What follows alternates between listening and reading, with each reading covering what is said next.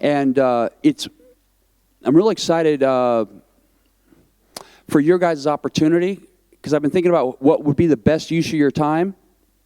That would be Paula, Bill, Michelle, Jack, and Mary. What I would like to do, if you're so inclined, I'm not going to force you, is to dismiss you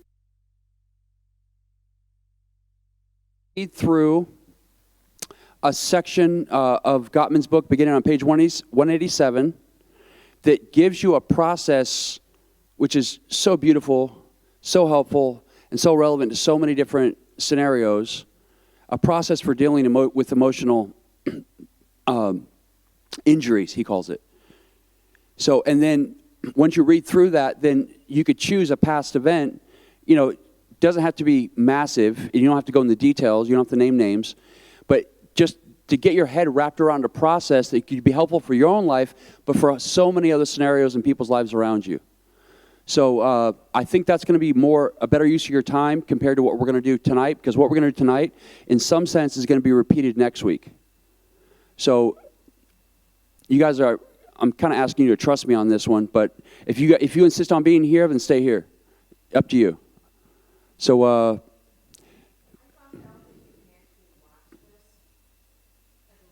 you can. Yeah, I wasn't telling anybody that too much. So, Michelle and Bill, what do you think? Want to try it out, Michelle? Okay. If you're a few minutes into this and you see what it is and you know it's like, no way, you can come back up here, okay? Just do mutiny over Jack and it'll be fine.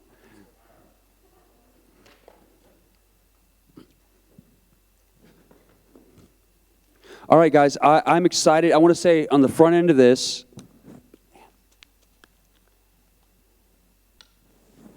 David, we live? David, live stream people, welcome. Glad you made it. So first thing I want to say to everybody in the room, I'm proud of you guys because, one, you have the wisdom to invest in this process. And two, you have the stamina and fortitude to continue to be here into week 5. And I'm just proud of each and every one of you. I really am. So can we just stop and give ourselves a round of applause, please? Please? Because it is so meaningful and valuable. So just really appreciate that. I want to ask a question from you guys that will somewhat determine the rest of our time together. Are we still waiting for anybody? Kurt, perhaps? Okay. All right. Oh, she's not here yet? Oh, okay. Yes. Okay. Who? I don't know who that is. Okay. As I'm going through this material and going through it again, I just love the real life practical nature of it. And I've been reaping the benefit of my own marriage. And one of the major benefits I get is I can know in real time what's happening between me and my wife, particularly with reference to conflict. And it has helped me. I've been focusing on not escalating. When my wife comes to me with negativity, I've been focusing on on not doing what most men do, and that is to escalate it unnecessarily. So that's just one example. I could give a host of examples. So here's the thing. I think all the material is gold, and here we are, session 5 out of 8. So I want to kind of give you one of 2 options. I want you guys kind of choose. I kind of know what option I want to choose, but option 1, with reference to how we spend the rest of our time together, is you'll notice that there's more chapters than there are weeks, even though we started in chapter 4, okay? So option 1 is this: for me to leave out a significant portion of the material and speed through it, what's there, and end when we said we were going to end, which I think is the first week of March. That's option 1. And it would be really hard for me, just personally, because it's hard to cut out any information because I think it's all so good. But I could do that, and it'd be up to you to read what I left out. Option 2 is really to add 2 additional weeks to this. I'm sorry. I would love to add 2 additional weeks just because the material's just like, it's like we've been throwing out all the positive stuff to kind of build us up to get ready to deal with the conflict, and now we're kind of moving different direction now, heading towards the negativity so we can have a process to deal with it. And so I really don't want to leave any of the material out, but I will, and you can read it on your own for sure. So, oh my goodness. How do you turn down the volume on this? Okay.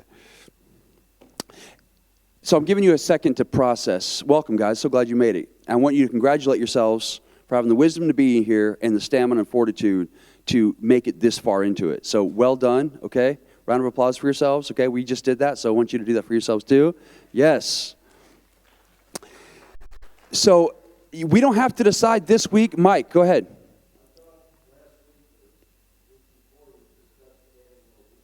Yeah, we discussed, I wasn't going to mention that.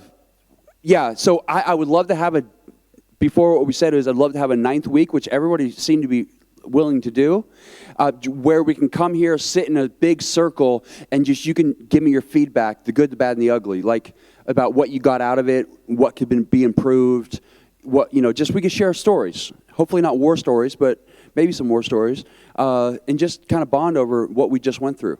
So yeah, there's that. But I'd like to add 2 additional weeks if possible. You don't even have to decide right now. But if you have a pretty strong inclination about what direction you want to go in right now, you can say, I'll ask again next week. But if you're more inclined to say, hey, let's keep with the original dates, raise your hand. Okay, great. If you're more inclined to say, hey, maybe we could do 2 more weeks. What's 2 more weeks? Raise your hand. Okay, cool. Jeff? Okay. Hey, great. I think it is so well worth your time. It's definitely worth my time. I'm really happy to hear that. So without further ado, thanks for being back after a week off with the snowstorm. And I'm excited about what we have tonight. So I'm going to speed through this. I'm going to try to go slow, but and we're going to break into, even though this is not a principle week, it's not we're not introducing a new principle, there is a list. This is so good. There's a list of 17 of the most common marital problems that show up, okay? And you're going to go through that list. I want to get my part done fast enough where you can go through that list and say, yes, it's a problem. You're going to label it one of 2 problems. It's either a perpetual problem, or it's a solvable problem, or it's not a problem right now. And here's why I find that so valuable, because oftentimes, there's conflict and stuff going on in a marriage, but when we call it out and we can both agree that, oh yeah, that has been a problem, just make it concrete, and then further, we were able to communicate to one another how we feel about that, and then we hear each other. It's like now you're getting on the same page. You're calling out the problem, you're recognizing it, making it concrete, you're communicating how you feel about it. It's just like, okay, now it's going from the abstract to something that's clear and concrete. We can now together focus our energy on that. So I want to get done with my stuff so you can walk through that list tonight with your spouse, and I think that'll be well worth your time. Okay, so session 5. Tonight we're dealing with this concept of 2 kinds of marital conflict. 2 kinds of marital conflict. Now, quick commercial for next week. Next week we're going to cover something that I think is so valuable. I wish I'd learned it 20, 30 years ago. And it's not only valuable in the context of a marriage, but also in so many other contexts. And here's the topic we're going to deal with next week, so please don't miss this. It's called dealing with emotional injuries. dealing with emotional injuries. And what Gottman does is he just gives you a process for it so that you can process the emotional injuries so you can get past them. Okay?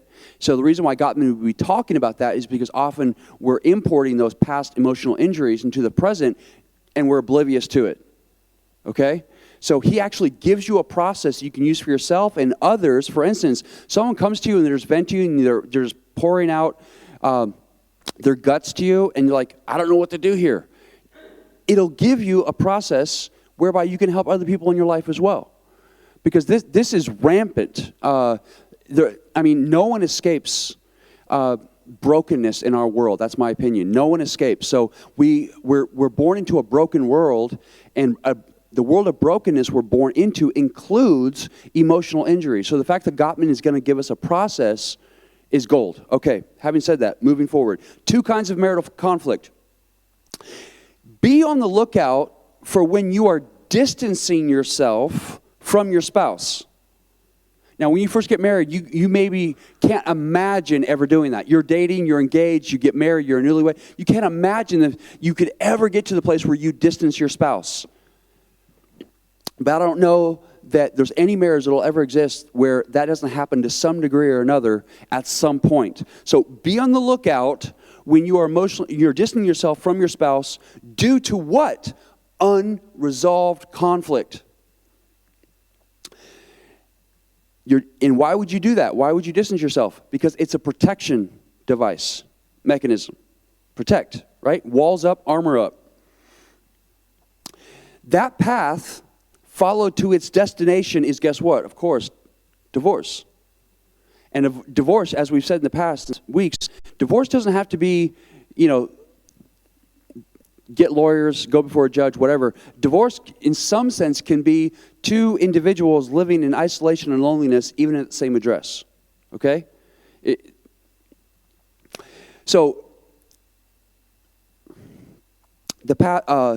Once you recognize that you may have been doing so, you can communicate that to your spouse and look to implement a healthier way to respond that Gottman will unfold in the chapters ahead. So that would be the first thing. Recognize that you've been doing that, then communicate that to your spouse, and then you say, okay, I've been using that mechanism to protect myself. Let's replace that with something healthier. So 2 kinds. 2 kinds of marital conflict. And 2 kinds of problems. Welcome, guys. Glad you made it. Solvable problems and perpetual problems. And what our goal tonight is to be able to learn to differentiate the 2. Solvable problems, perpetual problems. It's helpful to identify which kind you are having at any given moment so you can customize your response. And those 2 different responses is part of what we're going to get to in the weeks ahead. Perpetual problems are often the result of one's shame, and they are carrying from past trauma or abuse, which the situation triggers. Okay? So a perpetual problem, and this is just really helpful to say, okay, I may be importing a past emotional injury into the present.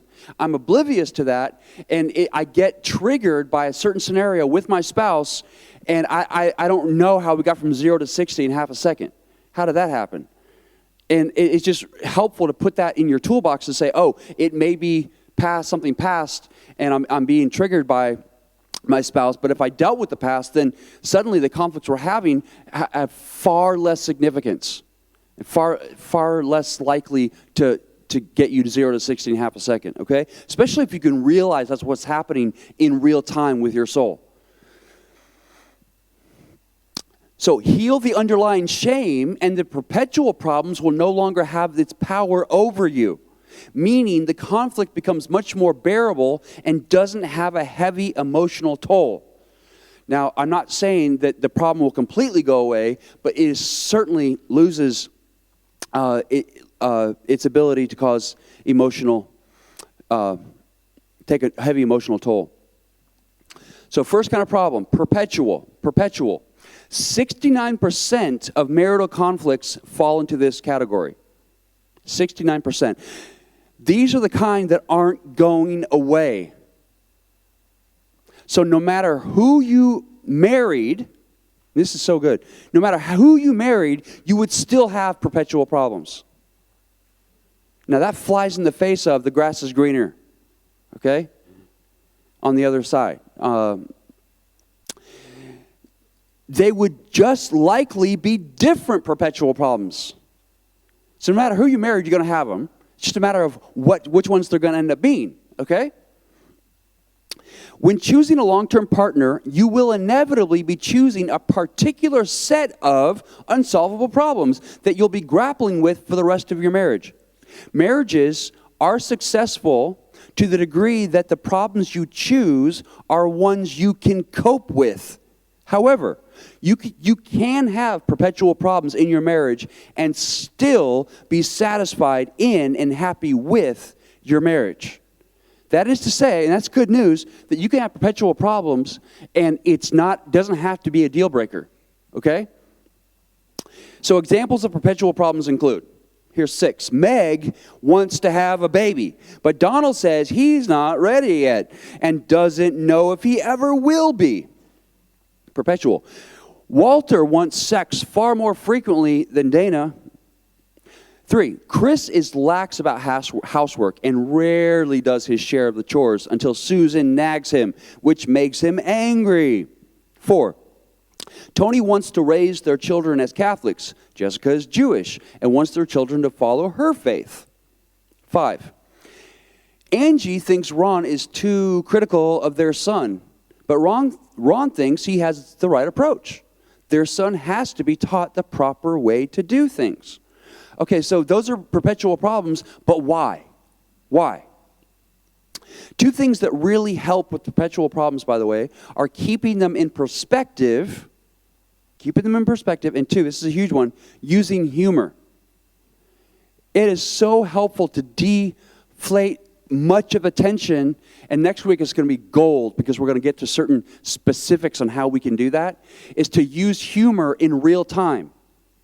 It just takes the tension so we focus on the problem instead of we're getting emotional. Like we gave the example weeks back, the idea of in the middle of the fight, you just stick your tongue out at the other person in a joking way, okay? And it causes the other person kind of smirk or smile and laugh and like, okay, yeah, that was getting heated. Okay, let's come back down.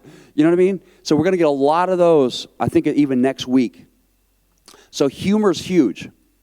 So continuing to acknowledge the problem and then talking it out prevents it from overwhelming your relationship. Did you catch that? We're not even talking about fixing it yet. But these 2 things help it from overwhelming your relationship. What are they? You acknowledge the problem, and then you talk it out. That's what we're going to begin to do tonight. So continuing to acknowledge the problem and then talking it out prevents it from overwhelming your relationship. Okay, I just said that. So when couples fail to deal with perpetual problems effectively, they become, and maybe you felt this way, gridlocked. Gridlocked. They have the same conversation about it over and over again. They just spin their wheels, resolving nothing, but also feel increasingly hurt, frustrated, and distrustful of each other. The 4 horsemen emerge more and more, while affection and humor begin to disappear. Couples can try to sweep the problem under the rug. Let's agree to disagree. But they will just keep tripping over it again and again. Now, I will say, sweeping a problem under the rug is the easiest default response. It takes no effort. Just ignore it, it'll go away. Okay? It takes effort, concentrated effort, to hit it head on, but you reap much greater benefit instead of, having the same problem for 10 years, let's say. This leads to emotional disengagement, trust declines, and they become trapped in the negativity, the Roach Motel for lovers. They begin to feel and believe that their spouse is just plain selfish. They still may live together, but they are on a course toward leading parallel lives and inevitable loneliness. Okay. And it doesn't have to be. So signs of gridlock, and this is just helpful to know. Signs of gridlock, here's a couple descriptions. The conflict makes you feel rejected by your partner. You keep talking about it, but make no headway. You become entrenched in your positions and are unwilling to budge. When you discuss the subject, you end up feeling more frustrated and hurt. Your conversations about the problem are devoid of any humor, amusement, or affection. You become even more unbudgeable over time, which leads you to vilify each other during these conversations. That is to say, you make your spouse a villain. You see them as a villain. This vilification makes you all the more rooted in your position and polarized, more extreme in your views, and all the less willing to compromise. Eventually, you disengage from each other emotionally. You're like, peace out. Walls up. So principle 6 in the next chapter will present a way out of the gridlock, and all you need is motivation and a willingness to explore, this is so important, the hidden issues that are the cause of the gridlock. Oftentimes there's hidden issue. That's why your spouse, it matters so much to them. Like, why are they getting so upset? Why are they so, why won't they budge on this? Because oftentimes there's hidden issues that haven't emerged yet. Okay? I think it's critical to realize. The key will be to uncover and share with each other the significant personal dreams you have for life. Now, I've never heard it put this way. There's a lot of different ways to put this. I like how Gottman does it. He says this: I have found that unrequited dreams are at the core of every gridlocked conflict. In other words, the endless argument symbolizes some profound difference between the two of you that needs to be addressed before you can put the problem in its place. You had a vision about what your future and life together was going to be. It's not happening.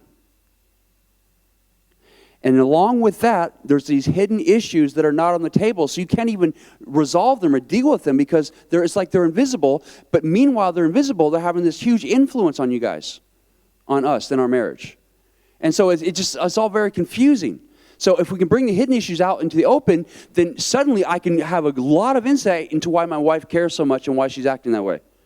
That allows me to come alongside of her, get beside her, shoulder to shoulder, to engage the problem instead of making her my opponent. That confuses me. Okay? So that's perpetual problems. Quick description. Secondly, solvable problems. Solvable problems can cause a great deal of pain, and just because they're solvable doesn't mean they get resolved. The couple may lack effective techniques for conquering a solvable problem. Gottman states, these problems must be faced head on. They will be explained in the following chapter, but for now, here are the steps. And this is what we're going to spend a lot of time with next week. So, wow, you can have a solvable problem that never gets resolved because you don't have a technique, you don't have a strategy, you don't have a process. Can you imagine if someone simply gives you the gift of a process and you work through all your solvable problems? What a gift that is. Like all the unnecessary pain and fighting that never had to take place.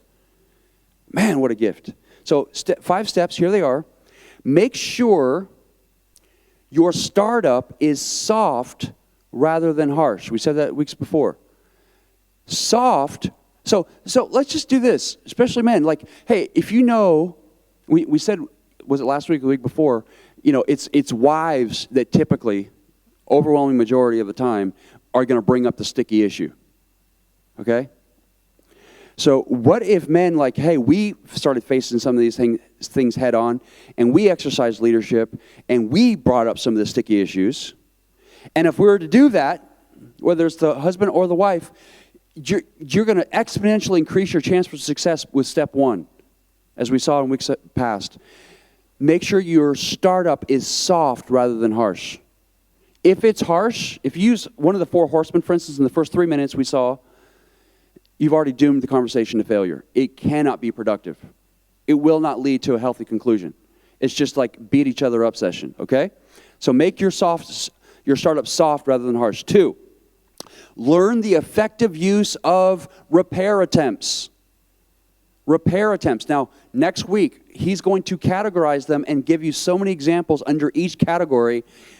And if you both read through this together and you begin to recognize when the other is using a repair attempt, and you've already agreed beforehand that, hey, when someone issues a repair attempt, we're going to allow it to repair so we can have a productive discussion, conversation, conflict resolution. They're so good. Next week, please be here. They're so good. So learn the effective use of repair attempts. You're going to get equipped big time with that next week. 3, monitor your physiology during tense discussions for warning signs of flooding. You got to monitor yourself. So this is hard because in times of conflict, in fighting, argument, we're always focused externally.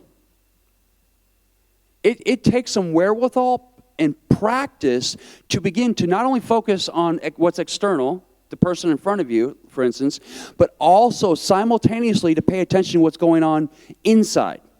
Because if you're oblivious to all that, like if you're like me, like all of a sudden, I'm like, how did I get here?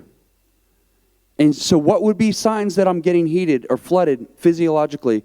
My adrenaline's kicking in, which means I'm in fight or flight already, and I perceive the situation as dangerous.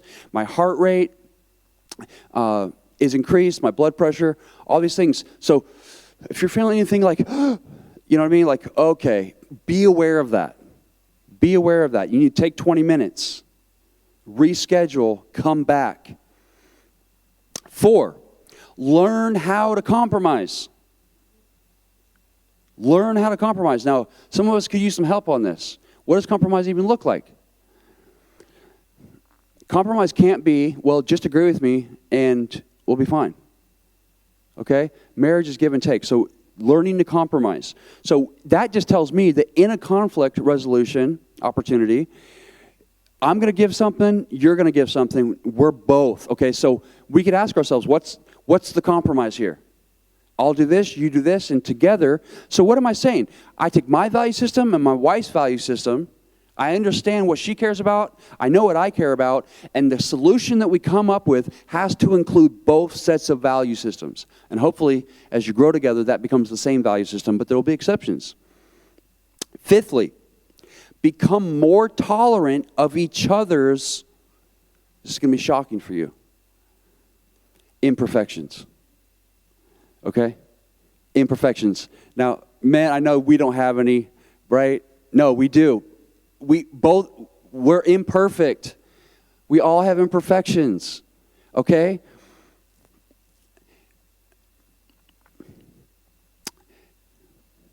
In order to tell the difference between solvable and perpetual, notice that solvable problems are situational and perpetual problems have an underlying conflict that is fueling the dispute. So here's a great example. 2 couples may both fight over the husband driving too fast. Okay, you got 2 couples. You got 2 husbands. Both husbands are driving too fast. Well, the husband wouldn't say he's driving too fast. I mean, my wife and I just did this the other night. For one, the husband's driving hits on big issues like trust, security, selfishness. If you're putting my life at danger, how can I trust you? You're putting my life in danger, driving the way you are, and that's just being selfish. I don't feel safe right now in the car with you. Okay? Now, so that's one wife's perspective. But for the other, it's just situational, meaning it only occurs when they are commuting to work and doesn't reverberate into other areas of their lives. And they don't vilify one another. So my wife says, you're driving too fast. I think, okay, I'm not driving too fast. You just want me to drive slow.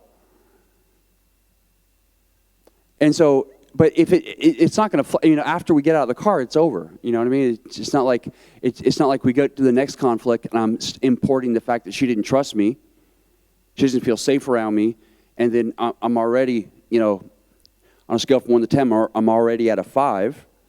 So notice the difference.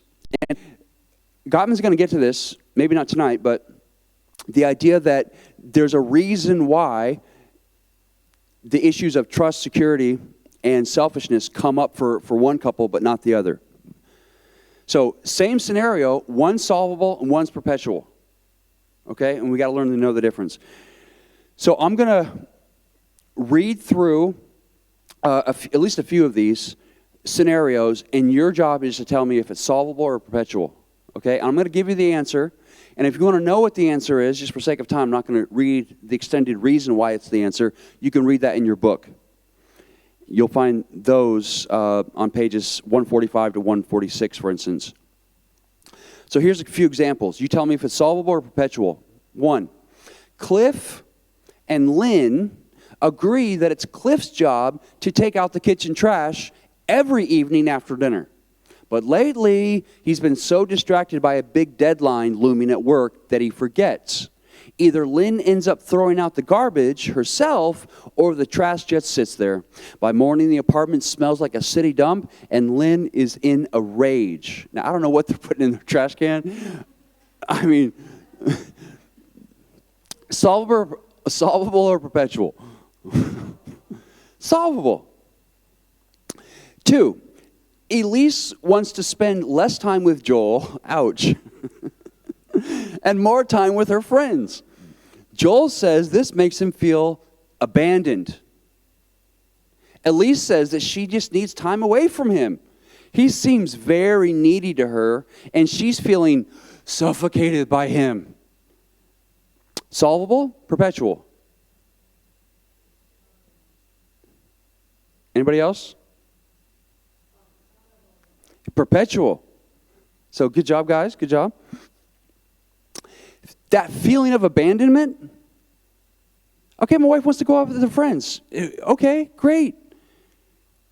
Can you? Why would I ever feel abandoned by that? Like, I'm happy that she gets to go have some girl time, right? Frees me up for some stuff, You know what I mean? I can get some work done. I could go hang out with the guys. There's plenty of options. But the fact that someone would import the feeling of abandonment into that tells you, wait, there's something here. There's something significant. So you can imagine if you didn't have that little facet of the equation, how you're like, why is he bugging out when I just want to go hang out with my girlfriends? You see that? That's helpful.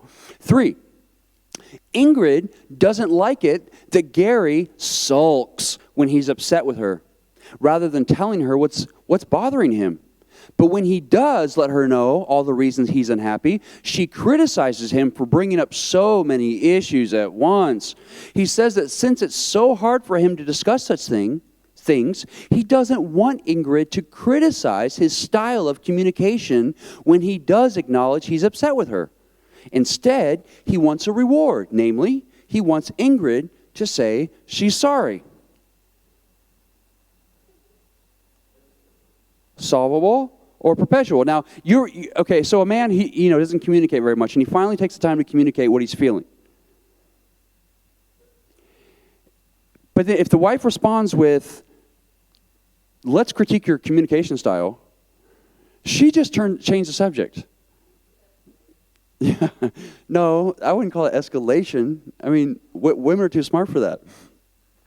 Actually, they're much more subtle.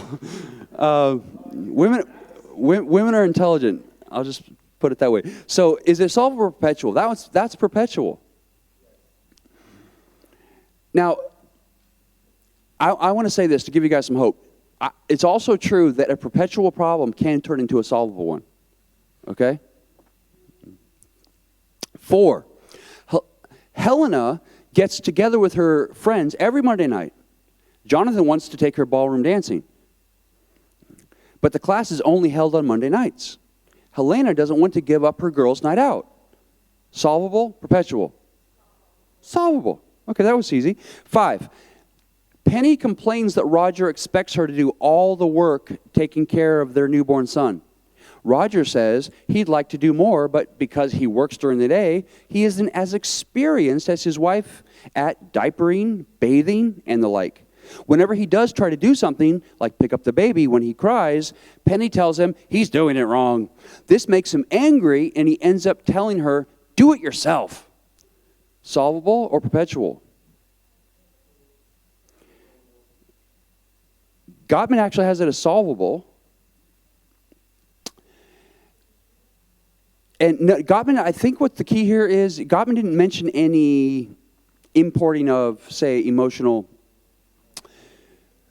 I don't want to say baggage, that's a harsh word, but past issues, you know, what I call soul issues. Jim wants Thea to be more organized. He doesn't like it that the house rarely gets cleaned unless he attends to it, and that the kids often don't get to school on time. She thinks he acts smug and superior to her and gives her the sense that the disorganization in their house is due to a character flaw she has. She feels attacked and gets defensive whenever he raises the subject. She says their house is supposed to be a home, not an army barracks, and that he needs to relax about these issues because his demands are unreasonable. They have been arguing about this for 4 years. Perpetual, you're correct. Smug and superior, you know, like that's going in the direction of contempt. That's four horsemen. Which is going to, you know, be a catalyst for her being defensive. And then off we go. 7, whenever Brian and Alyssa have a disagreement, he quickly raises his voice. Alyssa feels intense stress when he yells and tells him to stop. Brian says he doesn't see anything wrong with yelling when he's upset.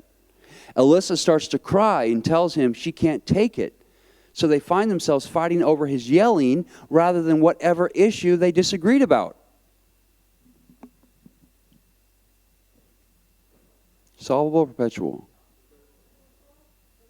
I don't know. I didn't put the answer down. I don't know why I didn't. Maybe someone has the answer. Let's see.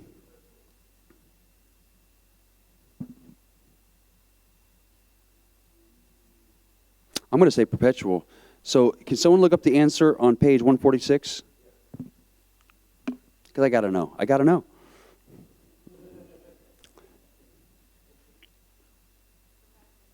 Perpetual? Thank you, Amber. 8, ever since Isabel decided to leave her job and stay home with the baby, Anthony has felt squeezed out of her life.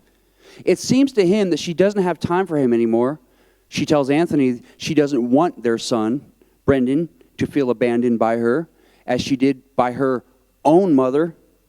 Her parents divorced when she was 2, and she was shuffled between relatives' home for years. But Anthony feels betrayed.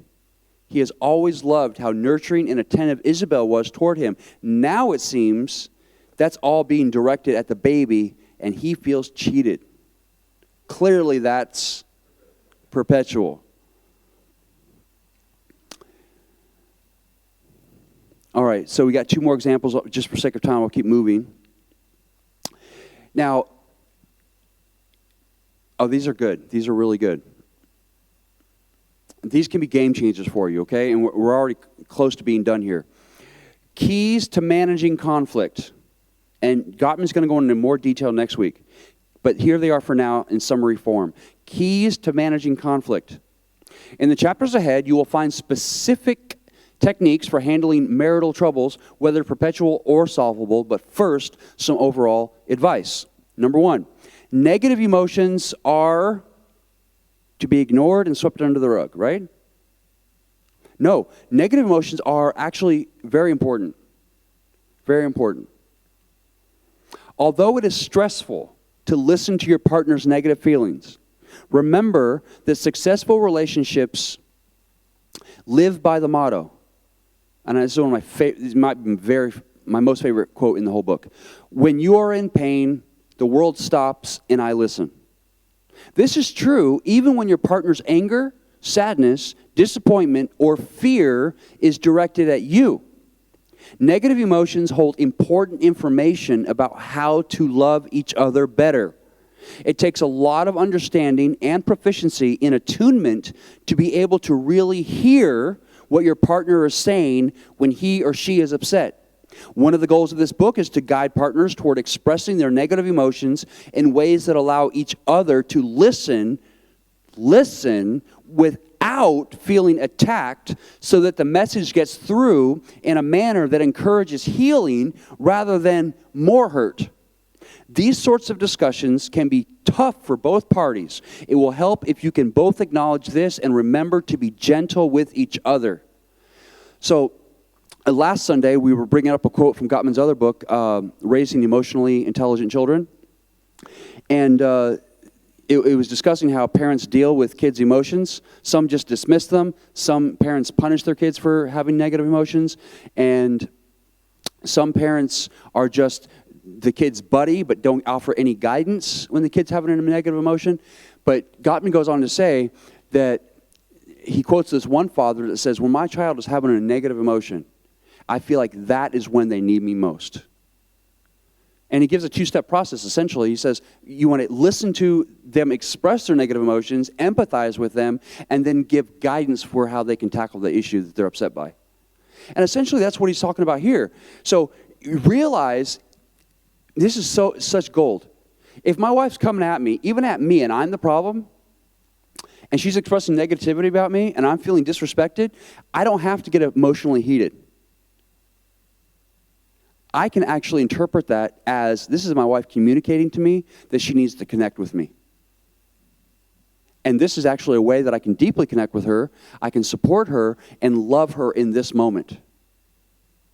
Yeah, she could have put it differently. She didn't have to use such language or negativity. But I need to see, like we said last time, we need to see past all that subterfuge down to what she's really telling me. Hey, she just needs a hug. She needs to be loved. She needs to be heard. And so if I can recognize that, I can immediately begin giving her what she's actually asking for. And we can skip the whole fight altogether. I don't have to have a pity party. I don't have to give her the silent treatment for a week while I get my emotions back together. You know what I mean? Like, I can just, man, that's so gold. So we've got to, and I'm just seeing this, I'm saying husbands about their wives because I'm a husband, that's the way I think. Our wives have to have time to pour out their negative emotions. They just have to. Whether those negative emotions are about the husband or about some other scenario. It just, you cannot have a good relationship if there's not a time for negative emotions to be outpoured in a healthy, listening, empathetic way. Okay? Has to happen. And if it does happen, you will actually bond over the negativity. Isn't that amazing? Ah, so good. So that's gold. That's worth the price of the book right there. Because our knee-jerk response oftentimes is, you're being negative. Escalate or run. I'm out of here. Ignore. Escalate or ignore. And we missed the opportunity. Okay, here's the next one. It is absolutely gold. Again, I think it's so good. And I can't even say that I fully understand this, okay? Because it goes against the grain for me personally, the way I'm wired in my fabric. But I believe it. I just don't know that I understand it, okay? Just being honest. So that was a little bit of vulnerability. Maybe I shouldn't have done that. Okay, no. Here it is. You ready? No one is right.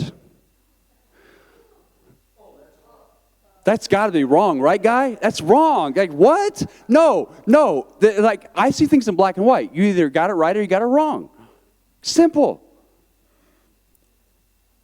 But I think things are going to be better for me in my marriage if I just say, yeah, he's right. Okay? So let me read this and then let me clarify. No one is right. There is no absolute reality in marital conflict. Only two subjective ones. You ready for this next part? It's hard to say. Each perception is equally valid. What? I'll say it again, just in case you missed that. Each perception is equally valid. This is true whether the disagreement is solvable or perpetual.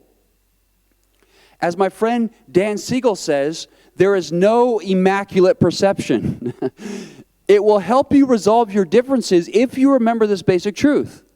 So here it is. This is from next week. So your aim isn't to persuade or to debate whose perceptions were more accurate.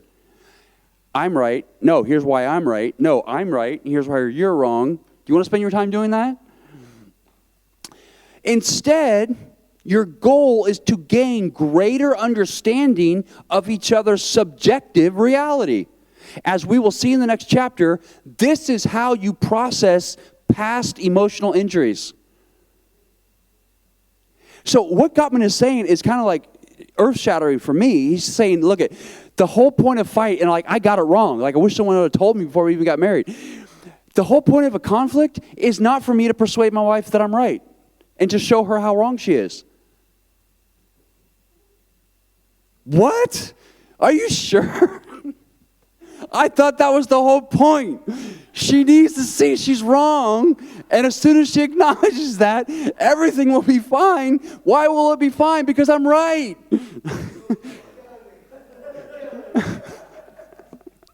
So this is like taking my whole perspective and just smashing to smithereens. Like what? Wait a minute. Like, no, I need to understand. It's an opportunity to understand my wife. I want to. She actually has reasons for thinking the way she thinks. Yes. No, that's the way. Hey, that's what I was. Yeah, but no, this is why. This is how she's navigating through life. These are her values that she's importing. She sees it this way. And if I can see how she sees it, I get to know my wife better. I get to connect with her more deeply. So like, I see your perception. Okay, I want you to hear my perception. Let's come up with a solution that includes both perceptions. Oh, I've wasted so much time. I just thought it was a matter of logic. You know what I mean? Like we're in a court of law. You know what I mean? And whatever the judge decides, that's what's right. But no. No, I would just say, no, logic's the judge. And I'm being logical and you're being irrational. So I win. Don't you know that? But it never worked because even when I won, she didn't know it. She wouldn't acknowledge it. She just kept up with her perception. And I was like, escalate. Louder. I'm going to say the same thing to you again. Let's see if you get it this time, right? And what do I begin to feel? Contempt and disgust. Like, how come she doesn't get that I'm right yet? Like, what? Why is she so slow? Like, okay, I'm going to say it's the third time. And what do people do when they don't feel like they're being heard? They yell, oftentimes. You know what I mean? So what's happening in my home? And I missed the point completely.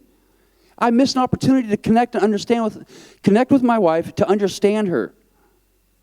That's tragic, really. So no one is right. It's not this, and I gotta be really clear for my own sake. It's not, okay, I'm gonna listen to her, I'm gonna see and listen, try to understand her perception, and I'm gonna be the empathetic witness, and I'm gonna let her pour out her heart. So maybe when she's done gushing all what she needed to say for an hour, at the end of it, I can convince her how wrong she was. But subtly. And hopefully at that point, because she'll have unloaded and she won't be thinking so emotionally, she'll get back into the rational realm, and then she can finally agree with me. It's not that either.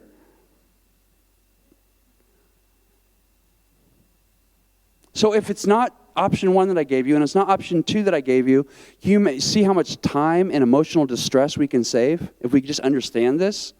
She needs to communicate her perspective. And I say it this way. I'm going beyond got me here, so just bear with me. I say because I'm the spiritual leader of the home, she gets to go first. Because I'm here to serve her. Which is a sense for me personally, that means I elevate her perception. Right? The whole idea of ladies first. You know what I mean? And if I've earned it, then maybe if I've earned it, this is why hard on myself. If I've earned it, then maybe she'll be interested in hearing my perspective. But I feel like I got to earn that. You know what I mean? And it's not a bait and switch. Like, I really got to and want to understand her. And when I've done that, just personal testimony, I find so much wisdom from her perspective. My horizons broaden. I'm like, oh, my goodness, there's so much more to understand about it than my own small, myopic, pinhole perspective. I was looking at the world like this. And she's broadening, and like, if I just be open to it. So each perception is equally valid. Okay, so that's that one. Next one is acceptance is crucial. Acceptance is crucial. What would the opposite of that be? Okay, if you agree with me, I'm going to accept you. If you can see that I'm right, I'll accept you. But as long as you stay wrong, I reject you. Acceptance is crucial. It is virtually impossible for people to heed advice unless they believe the other person understands, respects, and accepts them for who they are. Now, this reminds me of a similar quote that says this: children can't learn from teachers they don't like, and children can't learn from teachers that don't like them. And of course, when I hear that quote, I think about the Detroit school system. But that's true. You know what I mean? So I'll repeat that part. It's virtually impossible for people to heed advice unless they believe the other person understands, respects, and accepts them for who they are. When people feel criticized, disliked, or unappreciated, they are unable to change. Another gold nugget worth the price of the book. They're unable to change. If I feel disrespected, I'm going to be unbudgeable. Instead, they feel under siege. They dig in. Therefore, the basis for coping effectively with relationship issues, whether solvable or perpetual, is to communicate basic acceptance of your partner's personality. Before you ask your spouse to change the way he or she drives, eats, vacuums, or makes love, you must make sure your partner feels known and respected rather than criticized or demeaned. There's a big difference between, sheesh, you're a lousy driver, slow down before you kill us, and, I know you enjoy driving fast, but I get really nervous. Could you please slow down? Maybe that second approach takes a bit longer, but that extra time is worth it since it is the only method that works. Now, Gottman next week again is going to tell us the difference between I statements and you statements. I statements de-escalate, you statements escalate. This is really helpful. So a little foreshadowing. Adults could learn something in this regard from research into child development.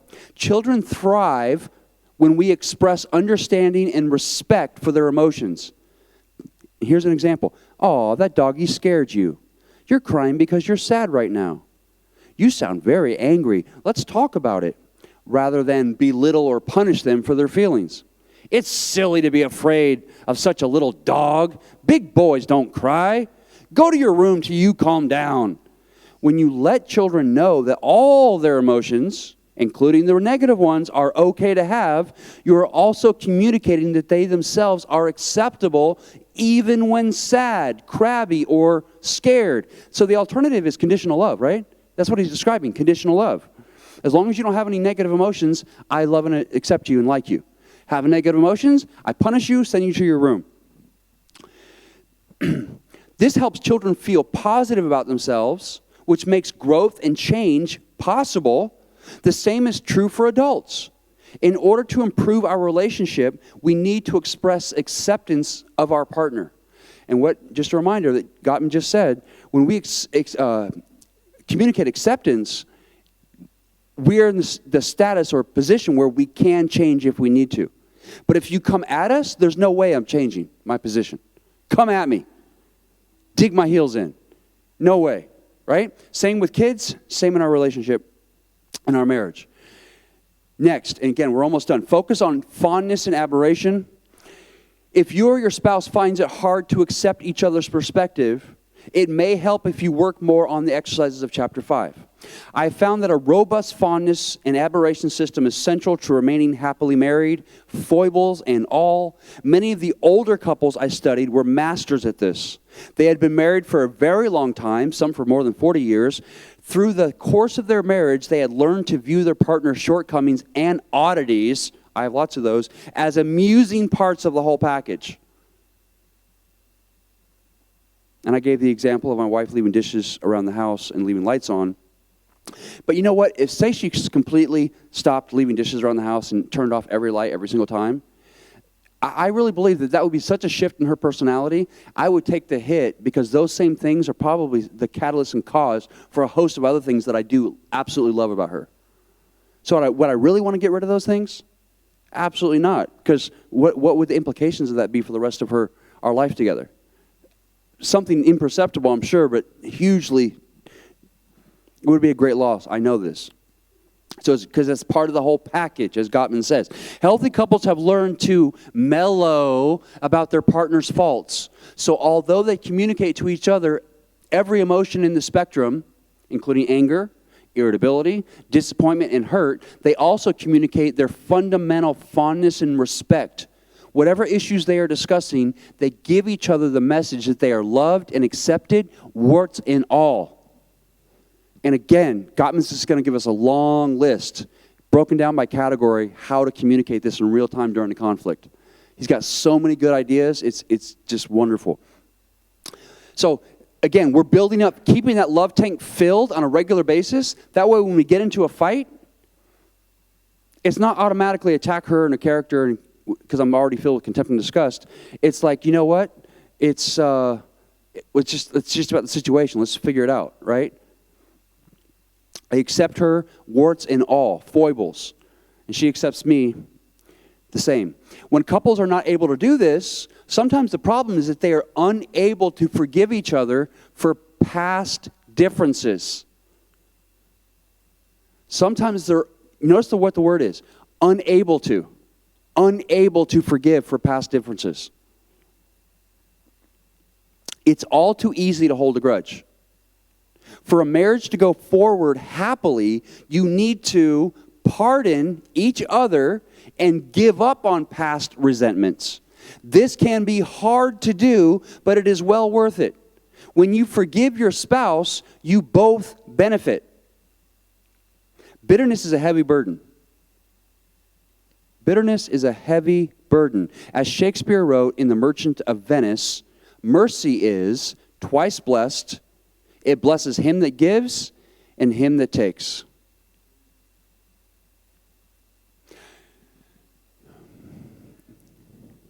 The very last quote, mercy is twice blessed. It blesses him that gives and him that takes. So here's the thing. Okay.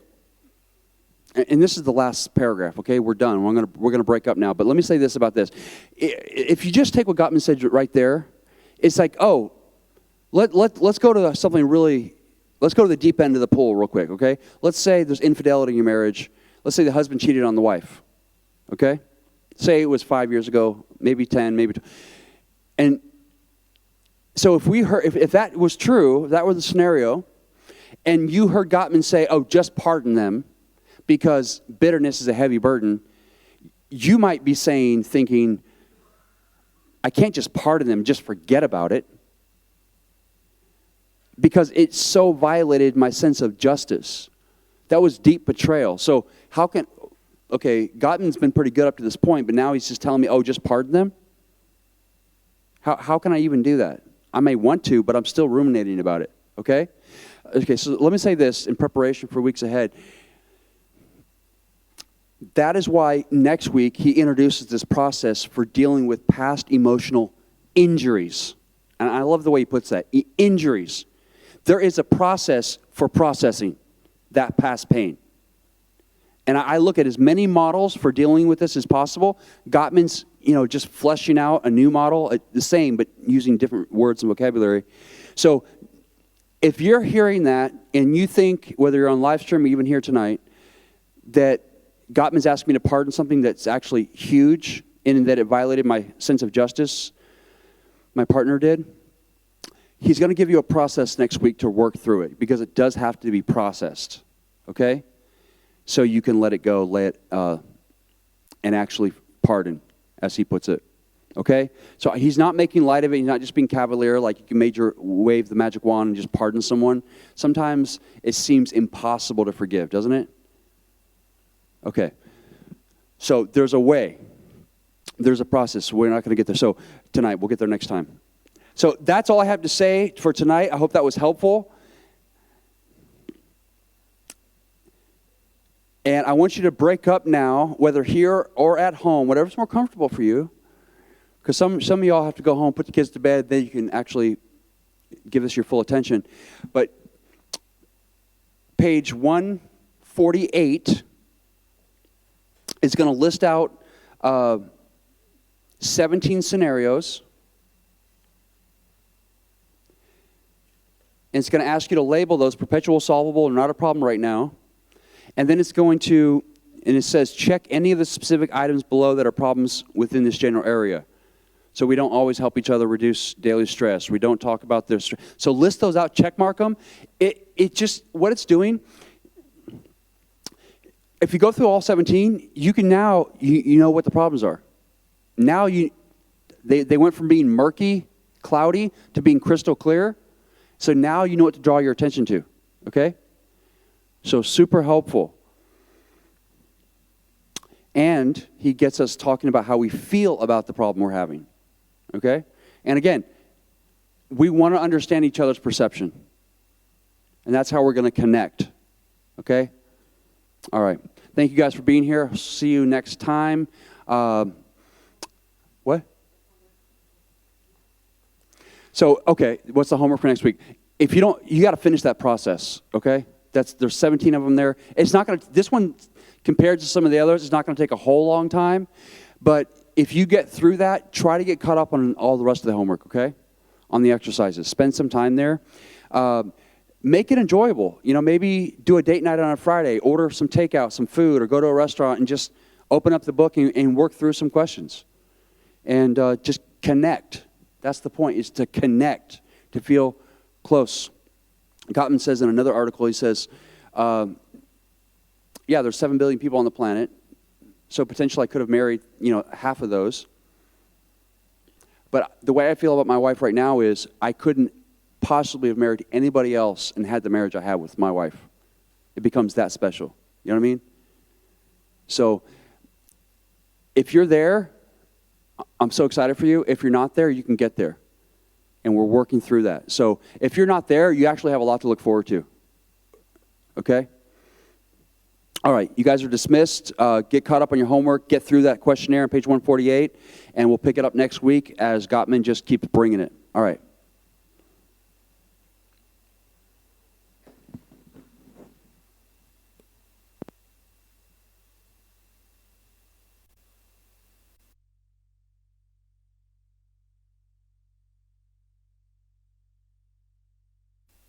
That's the point, is to connect, to feel close. Gottman says in another article, he says, yeah, there's 7 billion people on the planet, so potentially I could have married, half of those. But the way